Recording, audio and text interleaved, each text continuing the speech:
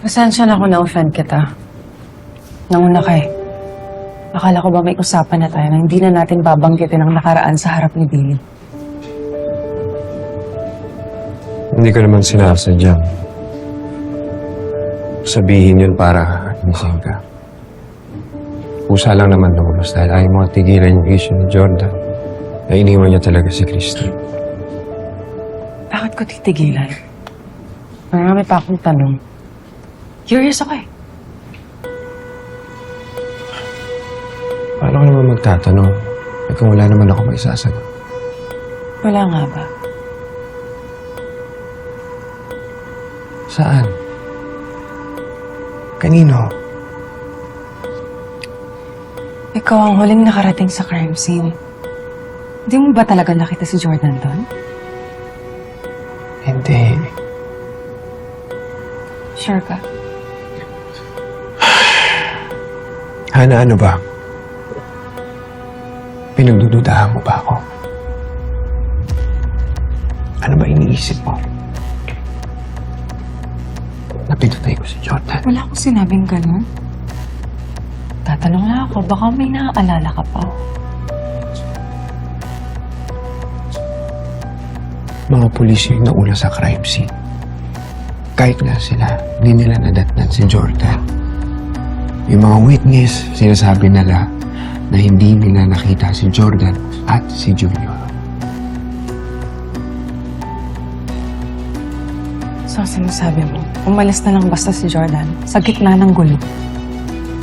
Kahit namatay na yung mother-in-law niya.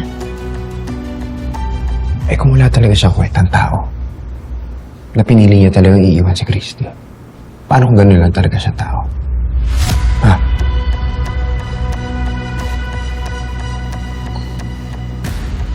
Pero kung titignan mo, higit sa lahat, ikaw ang nakinabang sa mga nangyayari. Kasi ngayon, hindi na aalis si Christy. Dahil doon, hindi na rin mawawala si Jeremy sa'yo.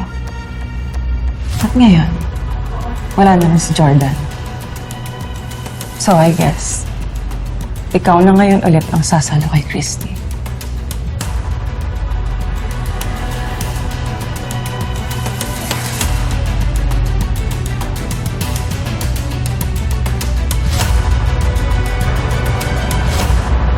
Wisit talaga, wala din nangyari sa lakad natin.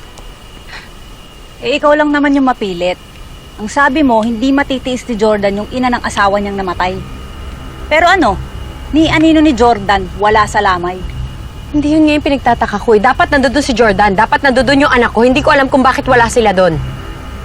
Baka tuluyan na silang nagtago para hindi mo mahanap. Bawi mo yung sinabi mo. Hindi ako ang kaaway mo dito, Shaira. Nagsasabi lang ako ng totoo. Anong tingin mo? Pagkatapos natin silang pagtangkaan, pepetics lang sila? Mas lalo lang silang mag-iingat. Lalo na't alam ni Jordan na handa kang pumatay para lang makuha yung bata. Hindi ako papayag na ilayo niya sa akin ang anak ko. Naiintindihan mo? Hindi ako papayag!